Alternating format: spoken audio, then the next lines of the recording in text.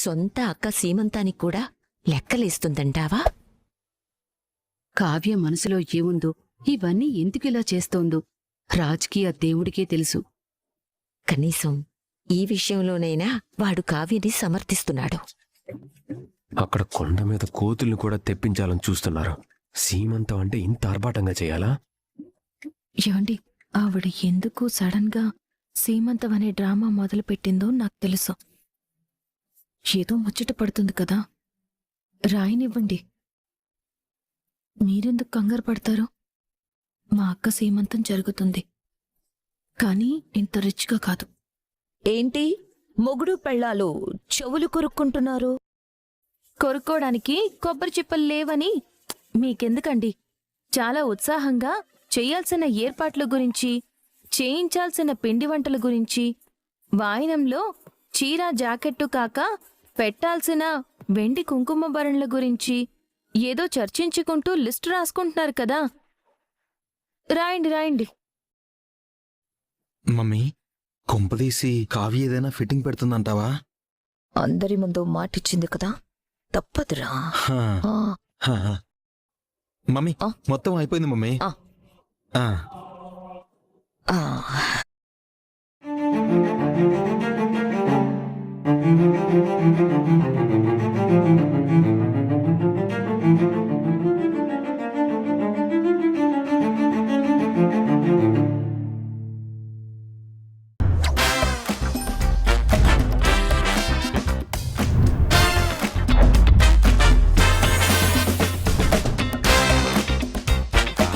Shop Kata. Shop more, play more.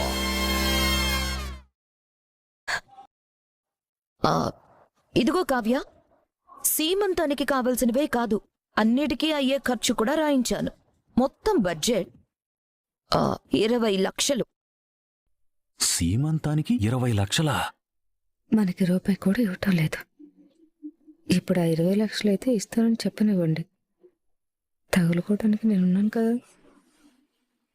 20 లక్షలకి check కావాలి. ఇస్తాను రుద్రాణి గారు. మీరు అడుగుతారని ముందే చెక్ రాసి ఇక్కడ పెట్టానండి, ఉండండి. అదేంటో ఏమో గాని నేను కూడా ఆ చెక్ మీద 20 లక్షలే రాశాను. ఏవండి, ఇందాక మీకు చెక్ ఇచ్చాను కదండి. అకౌంట్లో 20 లక్షలు కాదు కదా, 25,000 కూడా లేవు. ఆ చెక్కు టంక్ క్లీనర్గా కూడా పనికిరాదు. ఇదిగోండి రుద్రాణి గారు, 20 లక్షలకి చెక్ రాశాను. తీసుకోండి, పండగ చేసుకోండి. అమ్మా స్వప్న, స్వప్న, అయ్యో ఎలా ఉన్నావే? అమ్మవి కాబోతున్నావు. అయినా ఈ అమ్మ ప్రేమ నీకు గుర్తు రాలేదా తల్లి? మేం డబ్బుకి పేదవాళ్లమైనా ప్రేమకి మాత్రం పేదవాళ్లం కాదే. మేం పుట్టింటి తలుపులు మీకోసం ఎప్పుడూ తెరిచే ఉంటాయని మీకు తెలీదా అమ్మా? ఏ, మీ ఇంటి తలుపులకి గొళ్ళెం లేదా? ఆహా, గొళ్ళెం అంటే గుర్తొచ్చింది. మీరెలా ఉన్నారు రుద్రాణి గారు? నానమ్మ కాబోతున్నా తలకి హెయిర్ టై చేయించడం మాలేదే. అందరూ ముసలిది అనుకుంటారని ఫీలింగా? ఇది నా ఒరిజినల్ కలర్. నేను న్యాచురల్ బ్యూటీనని మా కాలేజ్లో అందరూ అనేవాళ్ళు. ఎప్పుడో 30 ఏళ్ల క్రితం నేను బ్యూటీనేలేండి. సమయానికొచ్చావు కనకం. మేమే నీ కబురు చేద్దాం అనుకున్నాం, నీలోపు నువ్వే వచ్చావు. ఏదైనా విశేషమా వదినా? అవును, చాలా పెద్ద విశేషం. మా రుద్రాణి తన చేతుల మీదుగా మీ స్వప్న సీమంతం బాగా ఘనంగా చేయించాలని ఏర్పాట్లు చేస్తోంది. అలా ఎలా జరుగుతుంది? ఇక్కడెందుకు జరుగుతుంది? ఈ అనాచారాన్ని ఆపేదెలా? మా సాంప్రదాయాన్ని మార్చుకునేదెలా? ఏమిటి అగ్ని పరీక్ష నాకు? జీవితకాలంలో ఏ ఒక్క పనికొచ్చే పని చెయ్యని ఈ రుద్రాణి గారు సీమంతం చేస్తానని ఉత్సాహం చూపించడమేంటి? అనుకున్న మర్మమేంటి? మతలబేంటి? ఎప్పుడు తన సంగతే చూసుకొని కోడల్ని కొరివిదెయ్యల్లా భావించే ఈ అత్త నా కూతురికి సీమంతం చేయించాలని ఏర్పాట్లు చేస్తోందంటే నీ ఇంటి ముందున్న వీధి కుక్క కూడా నమ్మదే. నీ గేటు ముందున్న సెక్యూరిటీ గార్డు కూడా నమ్మడే. మీరంతా ఎలా నమ్ముతున్నారు? నేను ఒప్పుకోనుగాక ఒప్పుకోను. నువ్వు ఒప్పుకునేదేంటి? మా ఇంటి పేరెంట్ మేం చేస్తుంటే మధ్యలో నీ పర్మిషన్ ఎవడు అడిగాడు? నా కూతురు నేను మీకు అమ్మేసుకున్నానా? కన్యాదానం చేసి కట్టబెట్టాను. ఇప్పటికీ మా స్వప్న మీద తల్లిగా నాకు సర్వ హక్కులు ఉన్నాయి. కాదనే అధికారం మీకు లేదు. ఏయ్, ఇప్పుడేంటి నీ సోది? అసలు నీ బాధ ఏంటో కాస్త అర్థమయ్యేలా ఏడు. మా ఇంటి సాంప్రదాయం ప్రకారం, మా వంశ ఆచారం ప్రకారం మా ఇంటి ఆడబిడ్డ కడుపులో పడ్డ బిడ్డ ఎలాంటి ఇబ్బంది లేకుండా పుట్టాలి అంటే పుట్టింట్లోనే సీమంతం చెయ్యాలనేది మా పూర్వీకుల తీర్మానం. ఇది మా వంశ మూల పురుషుల శాసనం. ఏ వంశం మీది? ఏ వంశం మీది? ఐడియా బాగానే ఉంది కానీ మీ అమ్మ ఓవర్ యాక్షనే చూడలేకపోతున్నాను. ఏమన్నావు? మేమిక్కడ నా కోడలి సీమంతం ఘనంగా చేయాలని ఇదిగో లెక్కల మీద లెక్కలు వేసుకుంటూ ఉంటే నువ్వొచ్చి ఆ పూరింట్లో సింపుల్గా సీమంతం చేస్తానంటావా? మా ఇంట్లో నీ కూతురు సీమంతం ఎలా జరిపిస్తామో తెలుసా? చూసిన వాళ్లంతా నా భూతో నా భవిష్యత్ అనంటారు. నాకు అర్థం కావడం లేదు. అసలు మీకు ఇంత హఠాత్తుగా నా కూతురి మీద ప్రేమ ఎలా పుట్టుకొచ్చింది?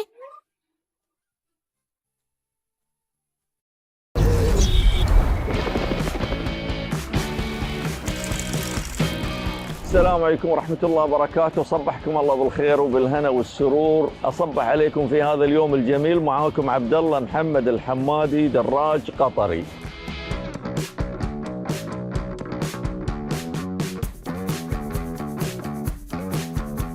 احنا طبعا في هذه الايام الجميله خصوصا ايام الشتاء الواحد صراحه يقوم من بعد صلاه الفجر من المفترض انه على طول يلعب رياضه.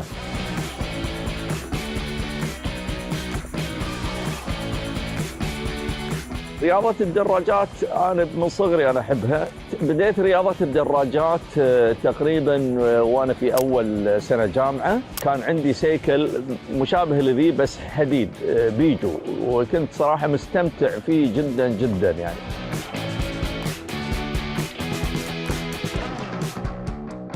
بعد ما رجعت للدوحة تعرفت على مركز دراجي قطر. رحنا رحلات طويلة معاهم، رحلات جميلة جدا مفيدة ومثيرة وممتعة. من أجمل الذكريات اللي أنا أتذكرها هي أول رحلة لي أنا مع الشباب مع دراجي قطر من فينيس إلى شتوتغارت بالدراجة، وهذه كانت أول رحلة طويلة. ثاني شيء رحلة اليابان، لأن رحلة اليابان ذي لن تتكرر بالنسبة لي.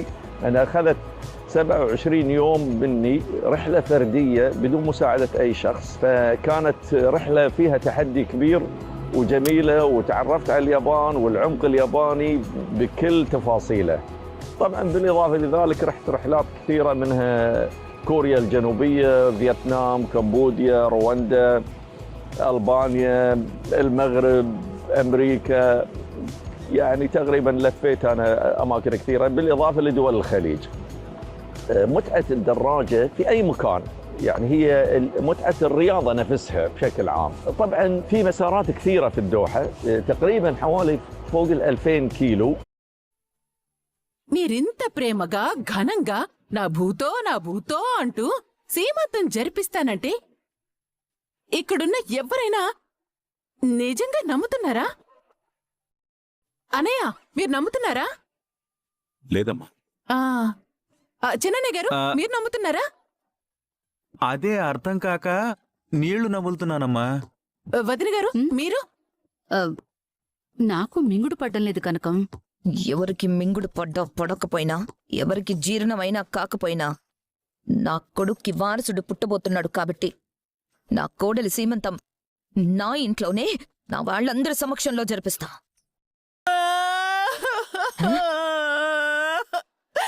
నా ఆశల అడియాసలేనా? మా వంశాచారం తుంగలో తొక్కేస్తారా?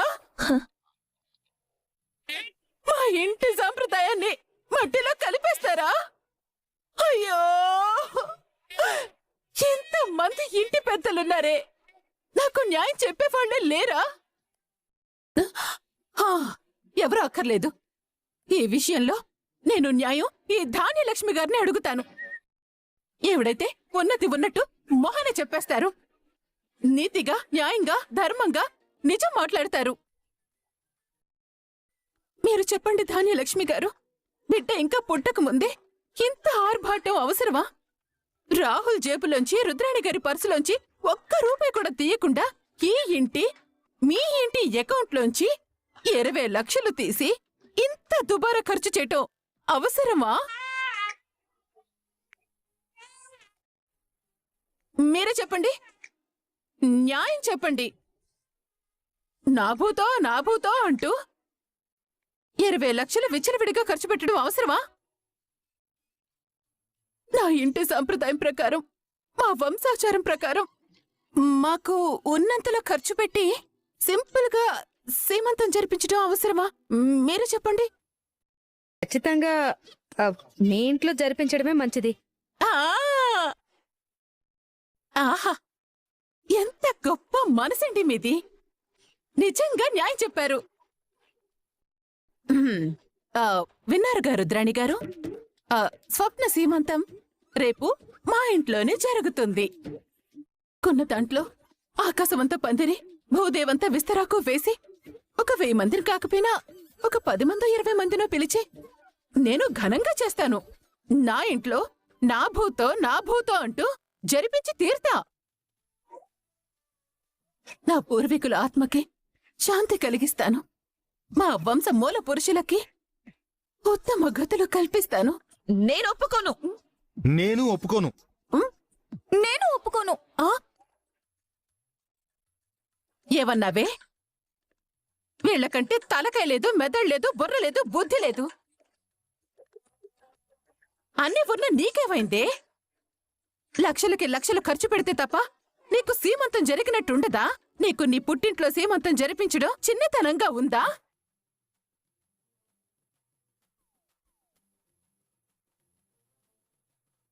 నువ్వు ఓ బిడ్డకి తల్లివి కాబోతున్నావు కదే. ఈ తల్లి మాతృ హృదయం నీకు అర్థం కావడం లేదా? ఈ కన్న తల్లి కడుపు తెప్పి నీకు తెలియడం లేదా? ఈ కన్న ఆపు. అందరూ ఒప్పుకున్నారు కదా, నువ్వెందుకు ఓవర్ యాక్షన్ చేస్తున్నావు? అందరూ ఒప్పుకున్నారా? బుర్రా బుద్ధి లేని తల్లి కొడుకులు తప్ప హృదయం ఉన్న వాళ్ళంతా ఒప్పుకున్నారా?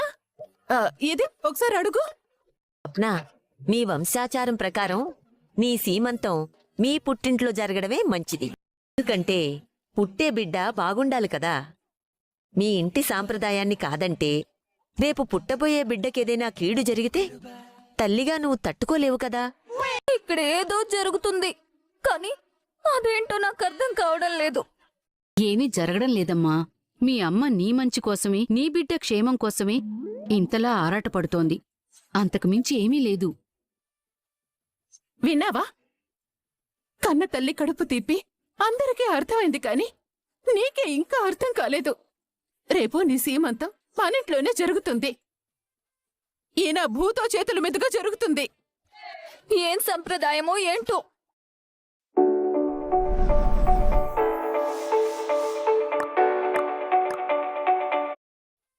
ఈయన భూతో చేతుల మీదుగా జరుగుతుంది. ఏం సంప్రదాయమో ఏంటో. సరేలే, అందరూ ఒప్పుకున్నాక నేను మాత్రం ఏమంటాను? కనీసం బారసాలైనా ఇక్కడ జరిపించండి. అలాగే, నువ్వైతే సంతోషంగా ఒప్పుకోమ్మా. నవ్వుతూ ఒప్పుకోవే. సరే. రుద్రాణి గారు, ఇప్పుడేంటి? ఆ 20 లక్షల చెక్కుతో అవసరం లేదు కదా? ఇటివ్వండి. ఇవ్వండి రుద్రాణి గారు. 20 లక్షల్లో నుంచి 10 లక్షలు నొక్కేద్దాం అనుకుంటే అంతా రివర్స్ అయిపోయిందే. నా ప్లాన్ మొత్తం ఫెయిల్ అయిందే. నా కూతురు సీమంతం మా ఇంట్లో చేస్తున్నా. నా భూతో నా భవిష్యత్తులా కాకపోయినా ఉన్నంతలో బాగానే జరిపిస్తాం. మీరంతా కూడా తప్పకుండా రావాలి. మీరంతా తప్పకుండా రావాలి.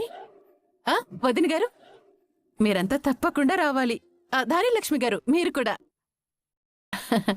అల్లుడు గారు వెళ్ళొస్తానా? తప్పకుండా రావాలి. బాగా వచ్చింది. ఈ పాట అప్పు వింటే ఉప్పొంగిపోతుంది.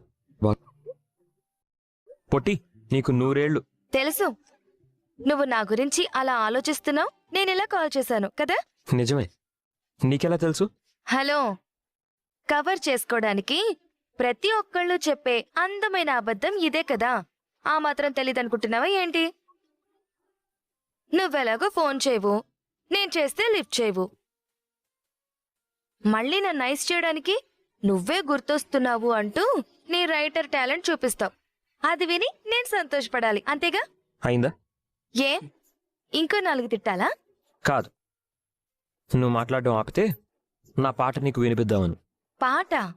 అవును పొట్టి, నువ్వు నాకు దూరంగా ఉండడం ఏమో గాని పాట కూడా ప్రేయసి దూరమైన ప్రియుడి విరహ వేదన రాయమని చెప్పారు.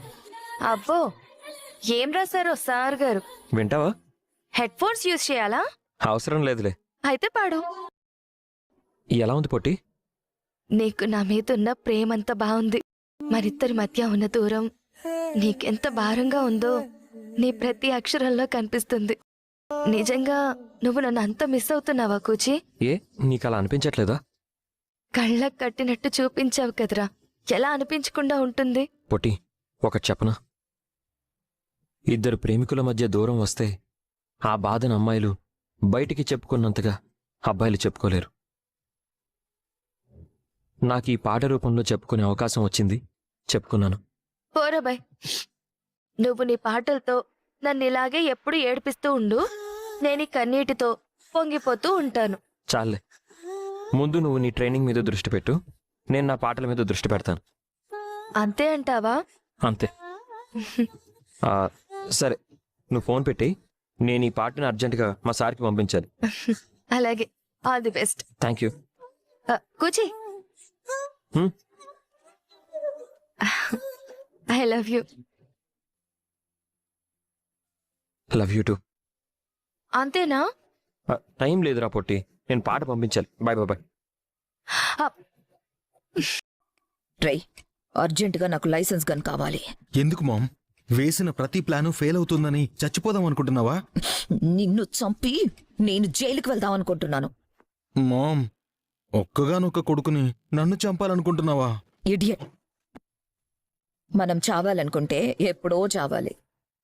కానీ ఎందుకు బ్రతుకున్నామంటే ఏదో ఒక రోజు ఈ ఆస్తి మనదవుతుందని, అది మనం అనుభవించాలని.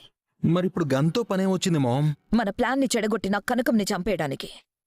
ఆల్మోస్ట్ ఆ కావ్య చెక్ నా చేతికిచ్చేసింది. ఇక మనం అనుకున్నది సాధించచ్చు అనుకున్నాను, కానీ టైంకి ఐరన్ లగ్ లాగా అడుగుపెట్టి మొత్తం చెడగొట్టేసింది ఆ కనకం. అసలు వాళ్ళింట్లో సీమంతం చేయాలనే ఆలోచన ఆ పెంట మొహం కనకానిదా, లేక ఈ పిట్ట మొహం కావ్యదా? కావ్యదే ఏమో అని నాకెక్కడో కొడుతుంది మామ్. అంటే అంటే నిన్న తాతయ్య హాస్పిటల్ బిల్ కట్టలేదు, ఏమైంది అని అనుకున్నాం కదా. దానికి సంబంధించి నాకొక విషయం తెలిసింది. ఏంటది?